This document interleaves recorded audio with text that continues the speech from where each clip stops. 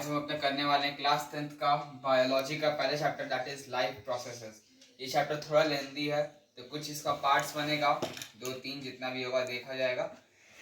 तो ये चैप्टर बहुत बड़ा है और इसका एक एक लाइन बाय लाइन एक्सप्लेनेशन होगा एनसीईआरटी का, प्लस एक्टिविटी भी लास्ट में डिस्कस हम लोग कर देंगे।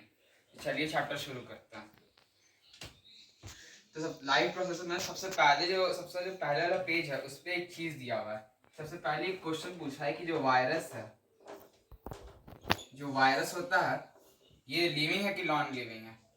तो वहां पे सिंपल सा ये एक चीज लिखा हुआ है कि अगर ह्यूमन बॉडी से अगर वायरस बाहर है तो वो कोई मॉलिक्यूलर मूवमेंट शो नहीं करता है, जिसकी वजह से उसको उस टाइम नॉन लिविंग माना जाता है। लेकिन जब जैसे ही वायरस जो है वो ह्यूमन बॉडी के अंदर घुसता है तो वहां पे वो सेल को कैप्चर करता है एज अ होस्ट और उससे एनर्जी कैप्चर करता है, जिससे जो वायरस है वो तो और अगर ह्यूमन बॉडी में जाता है तो वहां पे सेल कैप्चर करता है, जिससे ये वायरस जो है वो मॉलिक्यूलर मूवमेंट शो करता है। तो इससे हम लोग बोल सकते हैं कि वो जो वायरस है वो लिविंग है।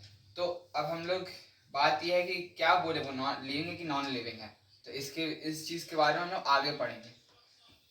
ठीक, ये मतलब एक इंट्रोडक्शन टाइप का क्वेश्चन था, तो इसका आंसर आपको बाद में मिलेगा।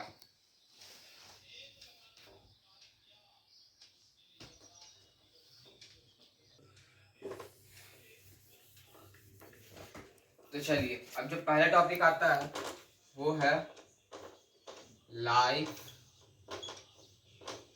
प्रोसेसेस। लाइफ प्रोसेसेस क्या है? ये लाइफ प्रोसेस का एक सिंपल सा डेफिनेशन है। It is a set of processes that occurs in the body of living organism on the daily basis to help them sustain in the environment. इसका मतलब क्या है कि लाइफ प्रोसेसेस क्या है? एक सेट ऑफ प्रोसेसेस है, यानी ये कुछ प्रोसेसेस है जो कि लिविंग ऑर्गेनिज्म के बॉडी में हमेशा होते रहता है, और ये जो प्रोसेस है यही लिविंग ऑर्गेनिज्म को जीने में मदद करता है। और इसको और क्या बोलते हैं? इसको बोलते हैं मेंटेनेंस प्रोसेसेस। इसको एक और चीज बोलते हैं, वो बोलते हैं मेंटेनेंस प्रोसेसेस। इसको मेंटेनेंस प्रोसेसेस क्यों बोलते हैं? क्योंकि ये जो लाइफ प्रोसेस, ये जो प्रोसेसेस है ये बॉडी का मेंटेनेंस जॉब परफॉर्म करता है। अब बॉडी का मेंटेनेंस जॉब मतलब क्या? Growth, development, repair of damage parts, ये सब क्या होता है? मेंटेनेंस जॉब होता है बॉडी का। और ये सब कौन परफॉर्म करता है? ये लाइफ प्रोसेसेस करता है। इसलिए लाइफ प्रोसेसेस को और क्या बोलते हैं? मेंटेनेंस प्रोसेसेस बोलते हैं। क्लियर? इसके बाद क्या है, अब हम लोग को लाइफ प्रोसेसेस चाहिए क्यों चाहिए हम लोग को? अच्छा, उससे पहले एक चीज आप लोग को बता दें, लाइफ प्रोसेसेस होते कितने तरह के हैं। लाइफ प्रोसेसेस आपके मेनली हम लोग को जो पढ़ना है वो है 4 तरीके के। 4 मतलब लाइफ प्रोसेसेस हैं। पहला जो है वो है न्यूट्रिशन, दूसरा है वो है रेस्पिरेशन, जो तीसरा है वो है ट्रांसपोर्टेशन, और जो चौथा है वो है एक्सक्रीशन। ये हम लोग को मेनली 4 लाइफ प्रोसेस है जो कि हम लोग को पढ़ना है। अब बात आता है कि लाइफ प्रोसेसेस हम लोग को चाहिए क्यों। ये लाइफ प्रोसेसेस को हम लोग को चाहिए क्यों, इसका रिक्वायरमेंट क्या है, इसका नीड क्या है, क्यों हम लोग को चाहिए ये, why do we need it. तो इसका सिंपल सा आंसर है, पहले तो हमें चाहिए अपने ग्रोथ और डेवलपमेंट के लिए हमें चाहिए, हमें अपने ग्रोथ और डेवलपमेंट के लिए लाइफ प्रोसेसेस चाहिए। हमें एनर्जी ऑब्टेन करने के लिए चाहिए। हमें ये लाइफ प्रोसेस चाहिए जिससे हमारा जो डैमेज पार्ट है वो सब रिपेयर हो पाए। हमें लाइफ प्रोसेस चाहिए जिससे जो न्यूट्रिएंट्स है वो सब पूरे बॉडी में ट्रांसफर हो पाए टू ऑल पार्ट्स। हमें ये लाइफ प्रोसेस चाहिए क्यों? मेटाबॉलिक वेस्ट को रिमूव करने के लिए। ये कुछ 4-5 पॉइंट है जो आप लिख सकते हैं। इसके बाद एक और जो क्वेश्चन है, ये मतलब एनसीईआरटी में क्वेश्चन दिया नहीं हुआ, लेकिन यहाँ से सीबीएसई बहुत बार क्वेश्चन पूछता है। क्या है वो सीबीएसई ये पूछता है कि मल्टी सेलुलर ऑर्गेनिज्म के लिए क्या डिफ्यूजन सफिशिएंट है। तो इसका सिंपल सा आंसर है नो। अब क्यों नो? अगर यूनिसेलुलर ऑर्गेनिज्म होगा तो यू इसका क्या होगा, सिंगल सेल होगा, यूनि मतलब सिंगल, इसका सिंगल सेल होगा। और जो सिंगल सेल का जो टोटल सरफेस एरिया है वो किससे कांटेक्ट में रहता है, इन्वायरमेंट के कांटेक्ट में रहता है। यूनिसेल्युलर का पूरा सरफेस एरिया, बॉडी का सरफेस एरिया, और जिसकी वजह से हर पार्ट में डिफ्यूजन हो सकता है। यानी अगर हाई कंसंट्रेशन डिफ्यूजन आप लोगों को पता ही होगा, the movement of molecules from high concentration to low concentration. यानी अगर मान लीजिए ऑक्सीजन कम है और ऑक्सीजन इधर ज़्यादा है तो ऑक्सीजन यहाँ पे मूव कर जाएगा। तो और जैसे वाटर भी है, मिनरल्स भी है, तो सब अंदर मूव करेगा। अगर अंदर कंसंट्रेशन ज़्यादा हो गया जैसे कार्बन डाइऑक्साइड तो बाहर भी चला जाएगा। तो यूनिसेलुलर में डिफ्यूजन सफिशिएंट है, लेकिन मल्टीसेलुलर ऑर्गेनिज्म में क्यों सफिशिएंट नहीं है, इसलिए क्योंकि देखिए कोई ऑर्गेनिज्म है मल्टीसेलुलर, उसका क्या होगा, उसका कुछ सेल्स तो बाहर होगा जो कांटेक्ट में होगा इन्वायरमेंट के, लेकिन कुछ जो सेल्स होगा वो अंदर भी होगा, इनसाइड द बॉडी होगा। और ये जो सेल्स है ये कांटेक्ट में नहीं रहेगा इन्वायरमेंट के, जिसकी वजह से इन सेल्स में क्या नहीं हो पाएगा, डिफ्यूजन नहीं हो पाएगा। डिफ्यूजन नहीं हो पाएगा तो इनका ऑक्सीजन रिक्वायरमेंट, इनका वाटर रिक्वायरमेंट, इनका न्यूट्रिएंट रिक्वायरमेंट कैसे होगा, नहीं हो पाएगा। तो इसलिए मल्टीसेलुलर ऑर्गेनिज्म में डिफ्यूजन सफिशिएंट नहीं है, लेकिन यूनिसेलुलर ऑर्गेनिज्म में डिफ्यूजन सफिशिएंट है। तो ये क्वेश्चन था जो कि सीबीएसई बहुत बार पूछता है इस चैप्टर से, तो ये इम्पोर्टेंट है, इसे याद कर लीजिएगा। कुछ दिन याद क्या करना, बस समझ लीजिए, आंसर तो लिख ही लेंगे एग्जाम में। चलिए आगे बढ़ते हैं। तो अब हम लोग को पढ़ने से पहले लाइफ प्रोसेस, जो कि अच्छा उससे पहले एक और चीज़, अगर हमारे बॉडी में क्या होता है, बहुत सारे सेल्स हैं, उन सेल्स में जितने भी रिएक्शंस होते हैं उन सबको क्या बोलते हैं, उन सबको बोलते हैं मेटाबॉलिक रिएक्शंस या मेटाबॉलिज्म। ठीक है, इसका सिंपल सा डेफिनेशन है, all the types of reactions that takes place in the cells of living organism are called metabolic reactions और मेटाबॉलिज्म। ठीक, अब मेटाबॉलिज्म या मेटाबॉलिक रिएक्शन भी दो तरह के हैं, एक होता है कैटाबॉलिज्म और एक होता है एनाबॉलिज्म। कैटाबॉलिज्म में जनरली क्या होता है, तो कैटाबॉलिज्म का मतलब क्या होता है, कैटा से आता है कटना, यानी जो बड़ा मॉलिक्यूल है, कोई भी अगर बड़ा मॉलिक्यूल है, लार्ज मॉलिक्यूल, तो वो टूट जाएगा किसमें, स्मॉलर मॉलिक्यूल्स में, इसको बोलते हैं कैटाबॉलिज्म। और एनाबॉलिज्म जस्ट इसका ऑपोजिट है, अगर छोटे मॉलिक्यूल स्मॉल मॉलिक्यूल्स में अगर एक लार्ज मॉलिक्यूल बना रहे हैं तो उससे बोलते हैं एनाबॉलिज्म या एनाबॉलिक रिएक्शन। क्लियर, ये एक छोटा सा टॉपिक था। मेटाबॉलिज्म आप लोग पढ़े बहुत बार होंगे, लेकिन अभी तक पता नहीं चला होगा कि ये होता क्या है, तो अभी क्लियर है सबको, इजी सा टॉपिक है, कुछ नहीं है। तो हम लोग आ रहे हैं सबसे पहले लाइफ प्रोसेस पे, जो है न्यूट्रिशन। और इस क्लास में हम लोग केवल न्यूट्रिशन ही पढ़ेंगे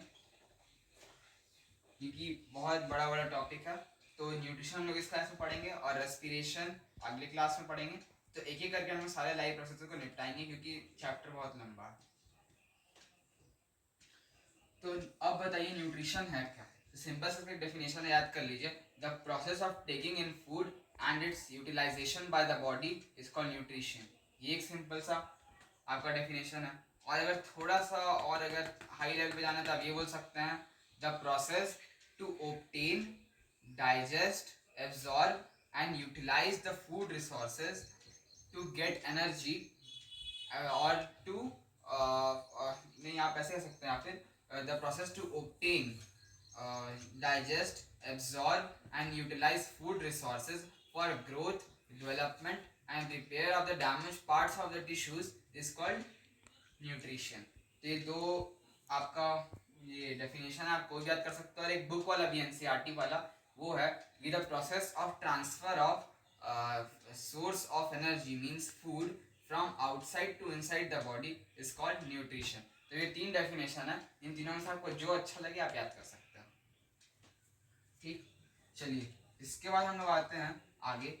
न्यूट्रिशन में ही एक आपने एक वर्ड सुने होंगे न्यूट्रिशन से रिलेटेड, वो है न्यूट्रिएंट्स। अब बहुत बच्चे लोग क्या बोलते हैं कि जो न्यूट्रिएंट्स और न्यूट्रिशन वर्ड दोनों सेम है। नहीं, ये दोनों सेम नहीं है। ये न्यूट्रिशन एक प्रोसेस है, एक लाइफ प्रोसेस है, लेकिन जो न्यूट्रिएंट्स है, न्यूट्रिएंट क्या है, एक केमिकल सब्सटेंस है, एक केमिकल सब्सटेंस है, एक कंपोनेंट ऑफ फूड है जो फूड में पाया जाता है, एक केमिकल सब्सटेंस है जो फूड में पाया जाता है। और ये क्या करता है, ये हेल्प करता है for the proper functioning of the body. ये हम लोग का बॉडी का प्रॉपर फंक्शनिंग में हेल्प करता है, और हम लोग का ग्रोथ, डेवलपमेंट और रिपेयर ऑफ डैमेज पार्ट्स और formation of new sales etcetera में भी मदद करता है। अब न्यूट्रिएंट्स भी होता है, वो 2-3 टाइप का होता है। अगर on the basis of function देखे तो न्यूट्रिएंट्स 3 तरह का होता है। एक होता है एनर्जी, छोड़ी लिखेंगे क्या, पहला होता है एनर्जी प्रोवाइडिंग न्यूट्रिएंट्स। वो दोनों में क्या होगा, एनर्जी प्रोवाइडिंग न्यूट्रिएंट्स 2 होता है, एक फैट्स एक कार्बोहाइड्रेट्स। एक होता है बॉडी बिल्डिंग न्यूट्रिएंट्स, वो क्या होता है, बॉडी बिल्डिंग न्यूट्रिएंट्स होता है आपका प्रोटीन। और एक होता है प्रोटेक्टिव न्यूट्रिएंट्स, वो होता है विटामिन और मिनरल्स। क्यों प्रोटेक्टिव न्यूट्रिएंट्स होता है विटामिन और मिनरल्स, क्योंकि आपको डिजीजेस से बचाता है, जर्म्स, बैक्टीरियाज, इन्फेक्शंस, ये सब से बचाता है विटामिन और मिनरल्स।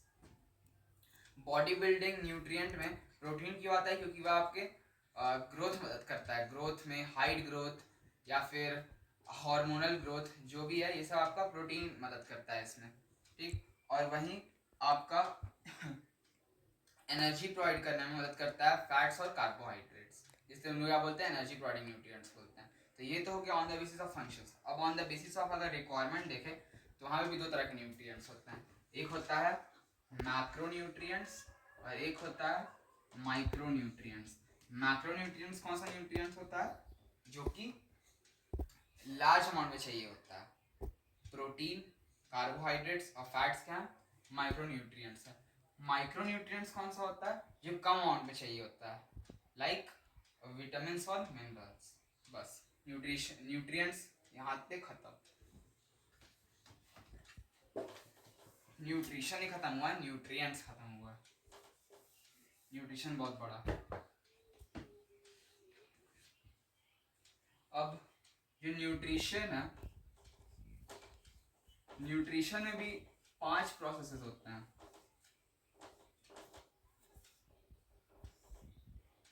5 प्रोसेसेस होता है न्यूट्रिशन में।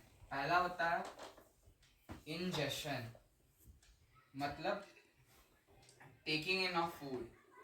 दूसरा होता है डाइजेशन, मतलब फूड को डाइजेस्ट करना, यानी जो फूड अगर कॉम्प्लेक्स फॉर्म में है तो उसको सिंपलर फॉर्म में कन्वर्ट कर देना, means the process of conversion of the food from complex form to simpler form is called digestion.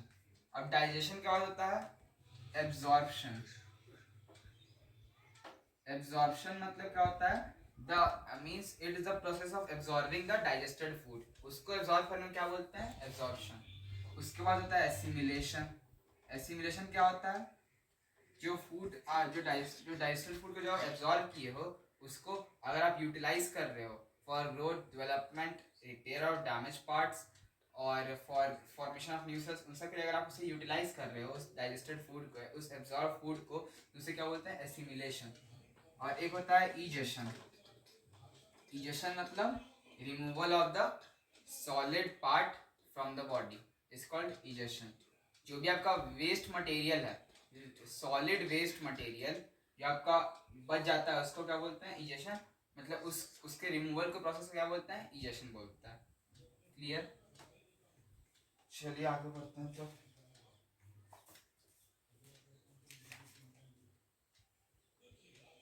ठीक है, यहाँ पे कुछ खास है नहीं।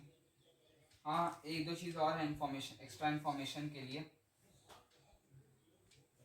बता दे रहे हैं। या फिर एयर में ऑक्सीजन कितना है, 70, नाइट्रोजन कितना है, 78%। ऑक्सीजन कितना है, 21%।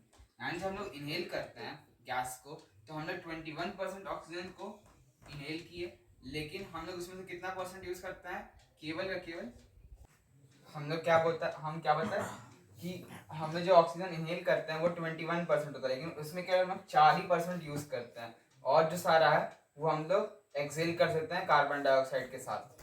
ठीक, तो ये चीजें आप लोग याद रखिएगा। उसके बाद एक चीज और, जो ऑर्गेनिक कंपाउंड्स होते हैं, कोई भी अगर ऑर्गेनिक कंपाउंड है, जैसे आप लोग केमिस्ट्री में चैप्टर पढ़ोगे एसिड बेस एंड सॉल्ट, उसमें भी ऑर्गेनिक एसिड्स होते हैं, उसमें देखोगे उसमें भी जितने भी एसिड्स होंगे उन सबके फॉर्मूला में देखोगे CH बॉन्ड्स होंगे, कार्बन और हाइड्रोजन के बॉन्ड्स। लाइक अगर फॉर्मिक एसिड देखे, जो एंटीबायोटिक में जो फॉर्मिक एसिड इंजेक्ट करती है, इसको और क्या बोलते हैं, मिथानोइक एसिड। उसका फॉर्मूला क्या है, HCOOH। ये हो गया फॉर्मेट आयन, और H लग गया तो फॉर्मिक एसिड। ये भी देखिए यहाँ पे भी क्या है, CH बॉन्ड्स है। तो इसका मतलब क्या है कि अगर ऑर्गेनिक एसिड है तो उसमें क्या होगा, सॉरी अगर कोई भी ऑर्गेनिक कंपाउंड है तो क्या होगा, उसमें CH बॉन्ड्स होगा। अगर एक और देखे एसिटिक एसिड, CH3COOH, यहाँ पे देखिए CH बॉन्ड्स है, तो ये भी क्या हो गया, ऑर्गेनिक हो गया, ऑर्गेनिक एसिड है ये भी। तो अगर कोई भी ऑर्गेनिक कंपाउंड है तो आप इससे ये बता सकते हो कि आप ये बता सकते हो कि उसमें CH बॉन्ड्स होगा कि नहीं। अगर ऑर्गेनिक कंपाउंड है यानी इसमें CH बॉन्ड्स होगा, अगर इनऑर्गेनिक है तो CH बॉन्ड्स नहीं होगा। ये भी एक सिंपल सा चीज था, कुछ कुछ एक्स्ट्रा इंफॉर्मेशन है जो कि आगे आगे काम आएगा, कहीं ना कहीं जाके आपको ये समझने में कुछ ना कोई चीज, कोई ना कोई टॉपिक समझने में मदद करेगा ही। अब न्यूट्रिशन क्या होता है, न्यूट्रिशन होता है दो तरीके के, न्यूट्रिशन होता है दो टाइप्स का। ठीक, सॉरी, न्यूट्रिशन होता है दो टाइप्स का। पहला होता है ऑटोट्रॉफिक, दूसरा होता है हेटरोट्रॉफिक। ऑटोट्रॉफिक न्यूट्रिशन में क्या होता है, सिंपल सा डेफिनेशन है इसका, it is a mode of nutrition where a living organism takes raw material like carbon dioxide and water from outside, i.e. environment, and prepare their own food, uh, and fulfill their energy requirement by their own with the help of a process called photosynthesis in the presence of sunlight and chlorophyll। एक बहुत सा easy language में एक simple सा definition है, थोड़ा लंबा भी है, मार्क्स भी इजीली मिल जाएगा, तो ये आप याद कर लीजिएगा इस डेफिनेशन को। और जो जो एनिमल्स ऑटोट्रॉफिक न्यूट्रिशन को फॉलो करते हैं उन्हें क्या बोलते हैं, उन्हें बोलते हैं ऑटोट्रॉप्स। ठीक, उन्हें बोलते हैं ऑटोट्रॉप्स।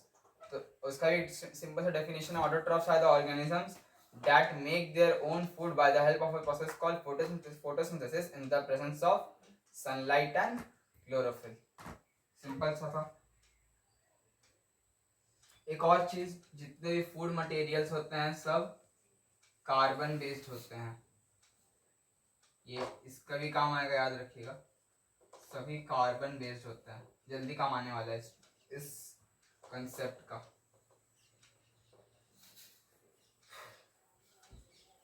चलिए अब देखते हैं आगे क्या है। एक सेकंड में चेक कर ले रहा हूँ, रीचेक कर ले रहा हूँ कि कोई चीज़ छूटा तो नहीं है, क्योंकि कोई चीज़ छूटना नहीं चाहिए, सारा चीज़ कवर करना है।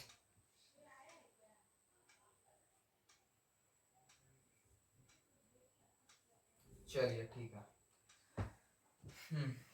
एक लाइन दिया हुआ है, सिंपल सा लाइन है, कभी कभी इसे आ सकता है क्वेश्चन फिलअप के फॉर्म में या कोई और तरीके में, या फिर MCQs में आ सकता है कि carbon and energy requirement of the autotrophic organism is fulfilled by photosynthesis. Simple सा याद कर लीजिएगा, दैट कार्बन एंड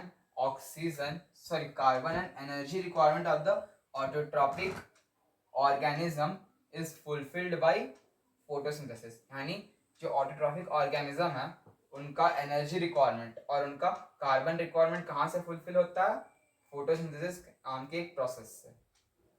ठीक, चलिए एक चीज और दिया हुआ है,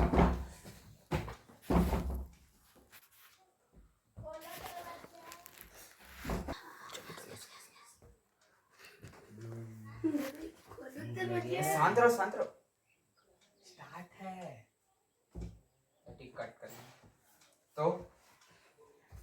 हमने क्या बताया कि जो फूड है वो कार्बन बेस्ड होता है।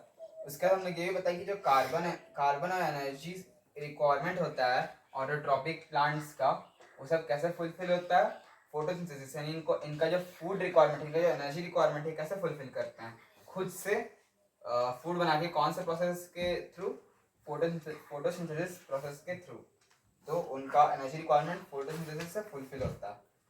उसके बाद एक और चीज़ है, वो क्या है कि जो कार्बन होता है ना, सॉरी जो कार्बोहाइड्रेट होता है, मीन्स यहाँ पे बात हो रहा है फूड का, जनरली क्या बात हो रहा है, फूड का।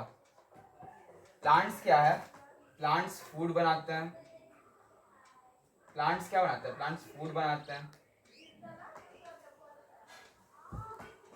अब प्लांट्स फूड बना, अब क्या होता है कि मान लीजिए प्लांट्स थोड़ा ज़्यादा फूड बना दिया, जितना उनको रिक्वायरमेंट नहीं था उससे ज़्यादा फूड बन गया, तो क्या होता है, जो एक्स्ट्रा फूड है, जो एक्स्ट्रा कार्बोहाइड्रेट होता है, वो किस फॉर्म में स्टोर हो जाता है, वो स्टोर हो जाता है in the form of starch. वो स्टोर हो जाता है in the form of starch, starch के फॉर्म में ये स्टोर हो जाएगा। और ये कैसे एक्ट करता है, as an internal energy reserve. यानी अगर मान लीजिए कोई ऐसा टाइम आया जहाँ पे प्लांट को एनर्जी की बहुत ज़्यादा ज़रूरत है, तो वहाँ पे ये स्टार्च जो है वो काम आता है। तो ये कैसे काम करता है, as an internal energy reserve. तो ठीक है, उसके बाद अब यही सेम चीज़ अगर एनिमल्स से बात करें, तो एनिमल्स में क्या होता है कि जो एक्स्ट्रा जो फूड, एक्स्ट्रा जो कार्बोहाइड्रेट बचा हुआ रहता है, वो किस फॉर्म में स्टोर रहता है ह्यूमंस में, ग्लाइकोजन के फॉर्म में। वो ग्लाइकोजन के फॉर्म में स्टोर रहता है। अगर ह्यूमंस में अगर एक्स्ट्रा फूड या एक्स्ट्रा कार्बोहाइड्रेट बच गया तो वो स्टोर रहेगा in the form of glycogen. और अगर प्लांट्स में अगर एक्स्ट्रा फूड या एक्स्ट्रा अगर कार्बोहाइड्रेट बचा हुआ रह गया तो वो स्टोर रहेगा in the form of starch. ठीक, और ये दोनों स्टार्च या कार्बोहाइड्रेट है, सॉरी स्टार्च है जो, या फिर जो ग्लाइकोजन है, कैसे ऐसे मतलब किस तरह से एक्ट करता है, किस तरह से सर्व करता है, as an internal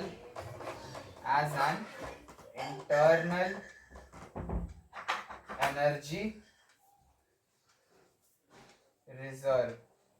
as an internal energy reserve ये काम करता है या एक्ट करता है। यानी जो एनर्जी है, कभी कभी अगर कोई मुश्किल का समय आ गया प्लांट्स के लिए, मान लीजिए सनलाइट नहीं आई, उन्हें लाइट एनर्जी नहीं मिल रही, तो क्या करता है उस टाइम ये स्टार्च है वो मदद करता है प्लांट्स को to fulfil their energy requirement. और ह्यूमन के केस में ग्लाइकोजन हेल्प करता है टू फुलफिल देयर रिक्वायरमेंट, अगर कोई ऐसा कंडीशन आता है यहाँ पे खाना उन्हें नहीं मिल पाया तो।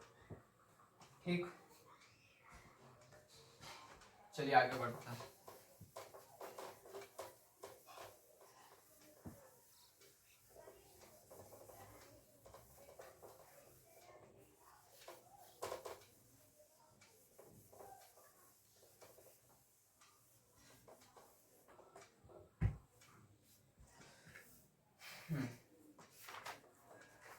तो चलिए अब आते हैं फोटोसिंथेसिस पे। फोटोसिंथेसिस का आप लोगों को रिएक्शन याद ही होगा, जब 6CO2 रिएक्ट करता है 6H2O के साथ, तो वो क्या फॉर्म करता है, C6H12O6 + 6O2। अब बहुत बच्चे लोग बोलेंगे नहीं सर ये तो रिएक्शन गलत है, यहाँ पे क्या होता है, यहाँ पे 12 होता है और यहाँ पे H2O फॉर्म होता है। तो देखिए अगर यहाँ पे 12 होगा तो यहाँ पे आपका H2O आ जाएगा, क्यों, क्योंकि यहाँ पे आपने H2O का मात्रा अपने आप ही तो बढ़ाया, तो यहाँ भी लाना पड़ेगा। अगर मैंने यहाँ पे वाटर का अमाउंट कम लिया है तो यहाँ वाटर नहीं आएगा। यानी एक तरह से बोले तो हम लोग ने पढ़ा था केमिस्ट्री का फर्स्ट चैप्टर केमिकल इक्वेशन, वहाँ पे उन्होंने बैलेंस किया था, तो बैलेंस करने के लिए यहाँ पे H2 हटाया गया है। अगर ये 12 रहता तो बैलेंस करने के लिए यहाँ पे H2 लगाना पड़ता, तो ये रिएक्शन भी सही है। और एक जो यहाँ पे 12 लिखा रहता है यहाँ H2O रहता है वो भी सही है। तो इन दोनों में से कोई भी गलत नहीं है। आपको आप लोग ये बताइए फोटोसिंथेसिस क्या है। It is a process of making food, it is a process of preparing food or making food by the help of some raw materials like carbon dioxide and water in the presence of sunlight and chlorophyll. Clear. इसका requirement क्या क्या होता है? Chlorophyll. Chlorophyll का काम क्या होता है? लाइट एनर्जी को अब्जॉर्ब करना। ये सनलाइट आता है, इसको अब्जॉर्ब करना। तो पहला हो गया क्लोरोफिल हो गया एक रिक्वायरमेंट, दूसरा हो गया सनलाइट, तीसरा हो गया कार्बन डाइऑक्साइड, और चौथा हो गया वाटर। तो कार्बन डाइऑक्साइड और वाटर तो खाना बनाने में मदद करते हैं, जो ग्लूकोज बनाना है, जो फूड प्रिपेयर करना है, ग्लूकोज बनाने में मदद करते हैं। सनलाइट आता है क्योंकि ये एनर्जी प्रोवाइड करता है रिएक्शन के लिए, और क्लोरोफिल का काम होता है इस लाइट एनर्जी को एब्जॉर्ब करना। ये होता है क्लोरोफिल का काम। क्लियर। अब इसके बाद देखें तो इवेंट्स ड्यूरिंग फोटोसिंथेसिस। इवेंट्स क्या क्या होता है फोटोसिंथेसिस में, यानी क्या क्या स्टेप्स, या फिर क्या क्या जो स्टेप्स हैं, क्या क्या स्टेप्स होते हैं या क्या इवेंट्स होते हैं फोटोसिंथेसिस यानी इस प्रोसेस के दौरान। सबसे पहले क्या होता है, ये मैं एक 4 प्रोसेस बताऊंगा। एनसीईआरटी में 3 ही दिया हुआ है, लेकिन मैं एकदम स्टार्टिंग से शुरू करता हूँ फोटोसिंथेसिस का क्या होता है। सबसे पहले जो प्लांट है वो एब्जॉर्ब करता है कार्बन डाइऑक्साइड, सॉरी एब्जॉर्ब करता है वाटर को, ठीक, और स्टोमाटा से आप बोल सकते हो इनहेल करता है, या फिर एक्सचेंज ऑफ गैसेस करता है, या फिर सिंपली बोलते तो ट्रैप करता है कार्बन डाइऑक्साइड को स्टोमेटा के थ्रू। ठीक, ये हो गया पहला प्रोसेस। यहाँ पे जो प्लांट है वो कार्बन डाइऑक्साइड और वाटर ले लिया। अब इसका चाहिए होता है इसको लाइट एनर्जी, तो क्या करेगा, जो जो क्लोरोफिल है वो लाइट एनर्जी को एब्जॉर्ब कर लेगा, यानी absorption of light energy by chlorophyll. Chlorophyll क्या करेगा, लाइट एनर्जी को एब्जॉर्ब कर लेगा। उसके बाद क्या होगा, जो तीसरा प्रोसेस क्या होगा, जो तीसरा प्रोसेस क्या है, तीसरा ये होगा कि आपको जो लाइट एनर्जी है ना, लाइट एनर्जी को आप डायरेक्टली यूज नहीं कर सकते प्रोसेस में।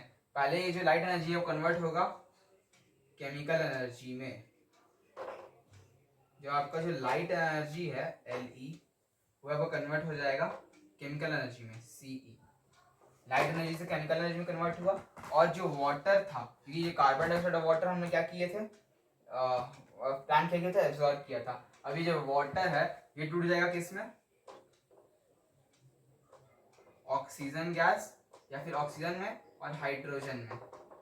हम लोग पढ़े थे केमिस्ट्री के चैप्टर 1 इलेक्ट्रोलाइसिस ऑफ वाटर। इसमें जो हम लोग वाटर से इलेक्ट्रिसिटी पास किए थे, तो वो हाइड्रोजन गैस ऑक्सीजन गैस में टूट गया था। उसी तरह क्या होगा यहाँ भी, केमिकल एनर्जी, क्योंकि लाइट एनर्जी था, लाइट एनर्जी कन्वर्ट हो जाएगा केमिकल एनर्जी में, और केमिकल एनर्जी से क्या होगा, जो आपका जो वाटर है H2O वो टूट जाएगा हाइड्रोजन में और ऑक्सीजन में। अब क्या होगा, और यहाँ पे और लिख दो, या तो आप लिख दो फोटोलाइसिस, मतलब लाइट के द्वारा टूटना वाटर का, नहीं ब्रेक करना इनटू हाइड्रोजन और ऑक्सीजन, या फिर लाइट के द्वारा क्या होना, या फिर आप बोल सकते हो कि स्प्लिटिंग, और या तो फोटोलाइसिस ऑफ वाटर या फिर स्प्लिटिंग ऑफ H2O या फिर water into hydrogen and oxygen gas. ठीक, अब उसके जो चौथा प्रोसेस क्या होता है, अब ये जो हाइड्रोजन गैस यहाँ से निकला है ना, ये ऐड हो जाता है किसमें, CO2 में। अब CO2 में ऐसे ऐड हुआ था, हम लोग ये पढ़े थे चैप्टर केमिस्ट्री का चैप्टर 1 का रिडॉक्स रिएक्शन में पढ़े थे, केमिकल रिएक्शन से इक्वेशन पढ़े थे, उसमें था ना रिडॉक्स रिएक्शन। उसमें क्या होता था, हमने हाँ आपको ये बताते हैं रिडक्शन क्या होता है, जब हाइड्रोजन या तो ऐड हो या फिर ऑक्सीजन रिमूव हो। तो यहाँ देखिए, यहाँ पे क्या हो रहा है, कार्बन डाइऑक्साइड में हाइड्रोजन ऐड हो रहा है, मतलब क्या हो रहा है, कार्बन डाइऑक्साइड का क्या हो रहा है, रिडक्शन हो रहा है। अगर कार्बन डाइऑक्साइड का हुआ रिडक्शन, तो उससे क्या फॉर्म हो जाता है, उससे फॉर्म होता है C6, और O तो था ही, H भी ऐड होगा तो क्या हो जाएगा C6H12O6, और फाइनली यहाँ क्या बचा, हाइड्रोजन तो इधर चला गया, और इधर बचा क्या, केवल ऑक्सीजन। तो ऑक्सीजन यहाँ से इवॉल्व हो गया, और यहाँ तक क्या हो गया। तो चौथा जो आपका प्रोसेस है वो क्या है, reduction of CO2 means reduction of carbon dioxide to carbohydrate. मतलब अभी बताए कि जो रिडक्शन हुआ, यानी हाइड्रोजन ऐड हुआ CO2 में, और CO2 किस चीज में कन्वर्ट हो गया, C6H12O6 means reduction of CO2 to give carbohydrate. चलिए आगे देखते हैं.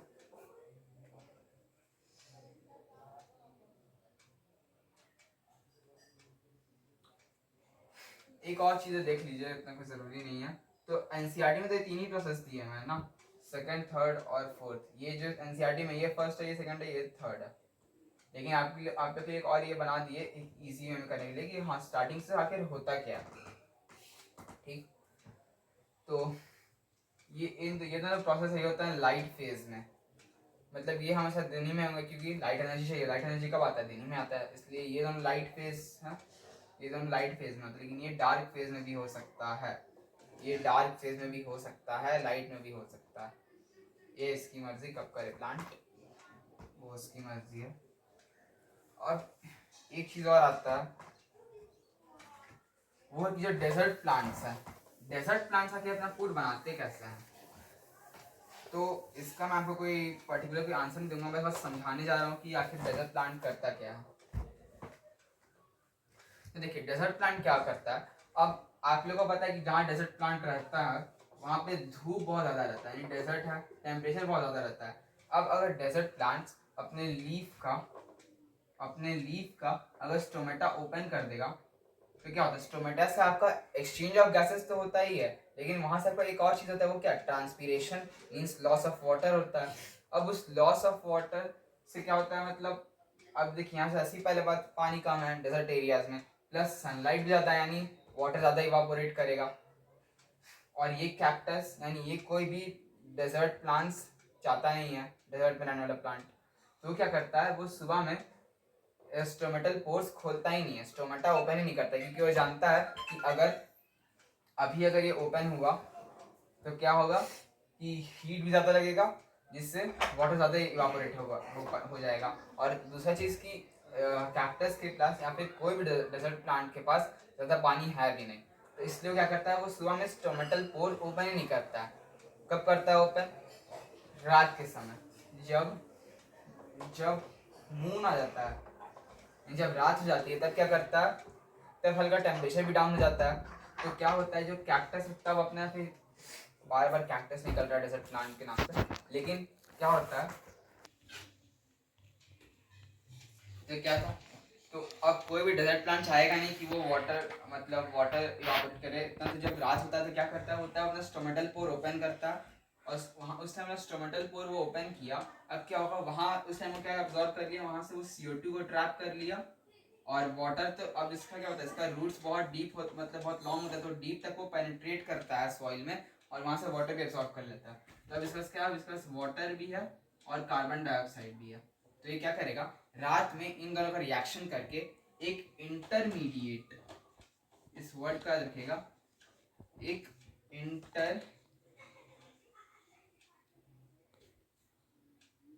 इंटरमीडिएट कंपाउंड बनाएगा. ठीक है, एक इंटरमीडिएट कंपाउंड बनाएगा जिसको बोलते हैं मैलिक एसिड. क्या बोलते हैं? इसको बोलते हैं मैलिक एसिड. यानी जब रात में क्या होगा, CO2 और H2O रिएक्ट करेगा और एक इंटरमीडिएट यानी पूरा जो एक प्रोडक्ट बनता है वो नहीं बनेगा, एक इंटरमीडिएट एक प्रोडक्ट बनेगा, फिर कंपाउंड बनेगा, जिसको क्या बोलेंगे, मैलिक एसिड. अब क्या होगा, अब जब सुबह हो गई, सन आ गया, लाइट एनर्जी मिलेगा, और लाइट एनर्जी से क्या होगा, ये जो इंटरमीडिएट कंपाउंड था यानी जो रिएक्शन जो आधे पे रुका हुआ था, ये पूरा कंप्लीट हो जाएगा. ये मैलिक एसिड पूरा क्या फॉर्म कर देगा, C6H12O6 मतलब ग्लूकोज फॉर्म कर देगा, और ऑक्सीजन गैस इवॉल्व हो जाएगा.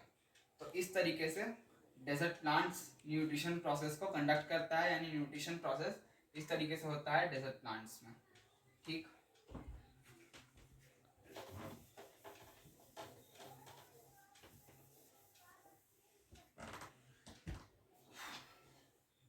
तो देख लिया हम लोग. कुछ MCQs भी आ सकते हैं कि जो ऑक्सीजन है वो कहाँ से आता है फोटोसिंथेसिस में. तो कुछ MCQs आ सकते हैं कि जो ऑक्सीजन है वो कहाँ से आता है फोटोसिंथेसिस में. देखिए जो वाटर है वो ब्रेक करता है हाइड्रोजन ऑक्सीजन में, तो ऑक्सीजन कहाँ से आया, वाटर से आया. ठीक है, CO2 का क्या होता है? रिडक्शन होता है फोटोसिंथेसिस में, याद है? ठीक है। एक और चीज याद रखिएगा, एक एक्टिविटी है, आप लोग को लास्ट में पढ़ाया जाएगा, जब चैप्टर खत्म होगा तब सारा एक्टिविटीज आप लोग करवा देंगे। जो KOH है, पोटेशियम हाइड्रोक्साइड, ये क्या है? ये एक CO2 एब्जॉर्बर है। इस एक्टिविटी देखेंगे, बस एक आपको बता दी कि जो KOH होता है, एक बेस है, स्ट्रॉन्ग बेस, पोटेशियम हाइड्रोक्साइड, ये क्या है? CO2 एब्जॉर्बर है, कार्बन डाइऑक्साइड को एब्जॉर्ब कर लेता है। फिर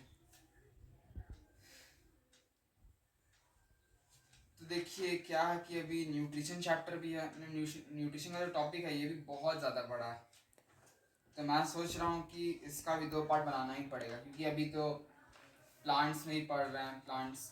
फिर इसका हेटरोट्रॉपिक न्यूट्रिशन आएगा, इसमें 3 तरह का न्यूट्रिशन है हेटरोट्रॉपिक का। फिर इसके बाद आप लोग को न्यूट्रिशन इन ह्यूमन बींग्स पढ़ना है, उसके बाद जाके फाइनली आपका टॉपिक खत्म होगा। तो बहुत लंबा चला जाएगा ऐसे तो वीडियो, तो एक काम करते हैं कि अभी यहाँ तक रहने देते हैं हम लोग, इसके बाद आगे कंटिन्यू करेंगे। तो होमवर्क क्या है आप लोग का? अभी तक जहाँ पढ़ाए हैं वहाँ तक एक बार NCERT पढ़ लीजिएगा, हर एक लाइन पढ़ेगा और ये देखिएगा कि कुछ छूटा तो नहीं है। गारंटी दे रहा हूँ, एक भी नहीं छूटा हुआ, श्योरिटी है, एक लाइन नहीं छूटा हुआ, जो है सब कुछ कवर हो चुका है यहाँ तक। हाँ, तो एक बार NCERT रीड कर लीजिएगा। दूसरा चीज़, नोट्स बना लीजिएगा, नोट्स बनाना बहुत ज़रूरी है, रिविजन्स में काम आएगा, लास्ट टाइम रिविजन्स में। और कुछ तो है नहीं। हाँ, बीच में सब एक्टिविटी जो है ना, 2-3 एक्टिविटी है, तो वो बार आप देख लीजिएगा, यूट्यूब पे उसका बहुत सारा वीडियो है, मैं लास्ट में बताऊंगा, लेकिन उसके लिए प्रैक्टिकल वीडियो है ना, एक बार वो देखिएगा हो क्या रहा है एक्टिविटी में, एक्सप्लेनेशन, वो जो एक्सप्लेनेशन होता है ना वाला वीडियो, वो मत देखिएगा, वो तो मैं करवा दूंगा। आप लोग उस वीडियो को देखिएगा जहाँ पे वो प्रैक्टिकल वाला एक्सपेरिमेंट कर रहा है, वो सब वीडियो को आप लोग देखिएगा एक्टिविटी का। बहुत सारे वीडियो बनते हैं। तो ये 3 है आपका होमवर्क, इसको कंप्लीट करिए, रिवीजन करिए। तो यहाँ पे क्लास बंद करते हैं। तो आप देखो जो करना है वो करिए, बस किसी का नुकसान ना करिए। मिलते हैं हम अगली क्लास में, अभी के लिए बाय।